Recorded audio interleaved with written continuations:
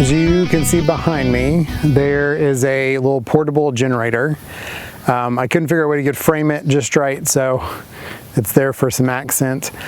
I had a conversation with a friend, and she recommended doing a video on generator power cables and the differences and what to look out for and what you need to know. So before I start this, this is all for entertainment purposes only. Talk to an electrician if you need to do any electrical stuff.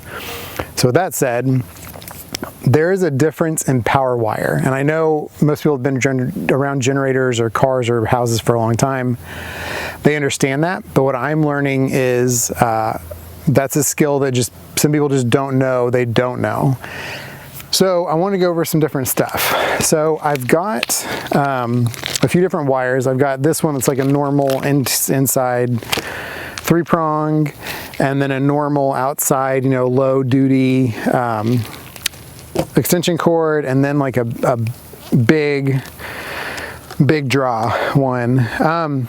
So the main premise when you're looking at power cable is you can see, hopefully this is going to be a bad example. Here we go. This will be a better example. So you can see the difference right here. Let's see if we'll focus. Compared to the thickness in these two. So in this yellow, you can see, hopefully, maybe, the size of wires that are inside of there, maybe not.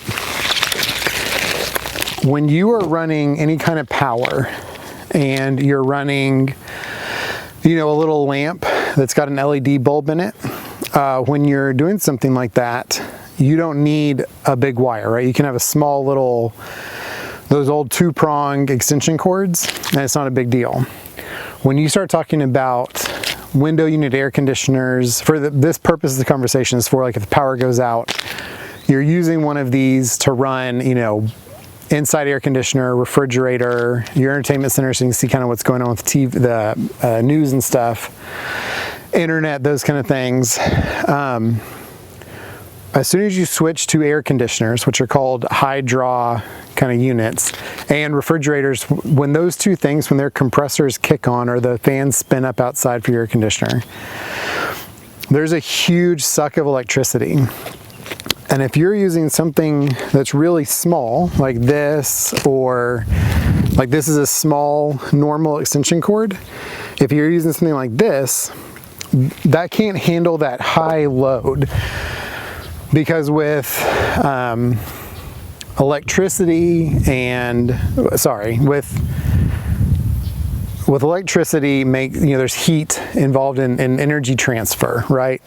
So when that energy transfer happens, if there's not enough space to hold that energy, which, you know, compared to these two, you can see, hopefully, if I can show it just right, hopefully you can see like the difference in those cable sizes. This yellow is designed to handle an inside air conditioner for those heavy draw moments, because that larger cable, inside there's a few different cables, but that larger cable just in general will let that heat not build up so you don't melt the wire. Because what can happen, and happens a lot during hurricanes or major outages when people are running generators and trying to pull those large draw items, your wire starts to get hotter, and then the more electricity keeps trying to pull through this little tiny cable, it's going to get hotter and hotter. You're going to go past what the rating of these extension, all of these have different ratings for what their power limit is for. When you go past that, those wires will overheat, they will melt the rubber, plastic, whatever this is sitting on. So say it's your carpet running behind your curtains, whatever it might be, that heat transfer is gonna go to whatever that is. So say it's your carpet, floor, anything that's easy to light, like furniture, like curtains. When you have something like that, that's also going to pull heat which is then going to cause fire. And then you might, you're going to short your wires because they're all going to start melting. They're going to touch, they're going to short. And if your stuff isn't grounded right and it doesn't have a breaker on it, or a fuse, I guess, but a breaker, and that breaker can't trip when a short happens, or a GFCI, well, that's a breaker too, but if that can't trip, then that heat's just going to keep going. So if your generator's faulty, if your power cable is wrong, all those different things, you have to make sure your stuff is sized for what you're wanting. So if you're wanting to do a refrigerator, air conditioner, something like that, you have to make sure that you have, thicker than this extension cords that'll run to that item, and make sure that they're weather resistant and all those great things. So that's it. I just want to do a quick video. Thanks Olivia for the recommendation of indoors for indoor, outdoors for outdoor. One of the reasons is it's just made it a little more durable. So this can be, well, not this specific one, but like this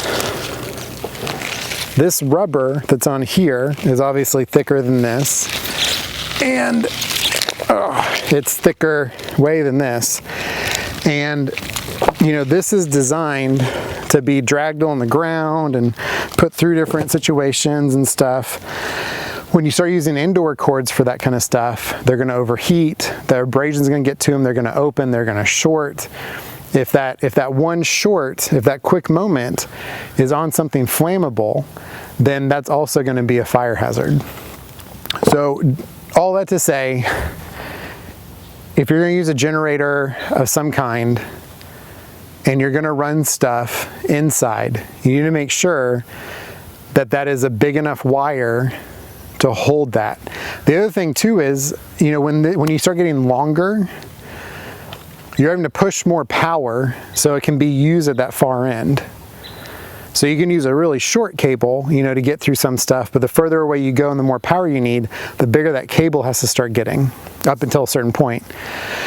And that's another thing to consider, is you might just be running your internet and say there's a little LED lamp there, but you're having to run it, 100 feet away. You just need to make sure that you have the right cable sizing for that. If you go to places like Home Depot, Lowe's, an electrician store locally to wherever you are, they're really good at helping explain that kind of information. So just something to consider when you're looking at this, just safety first on all your generator stuff. Thanks for watching.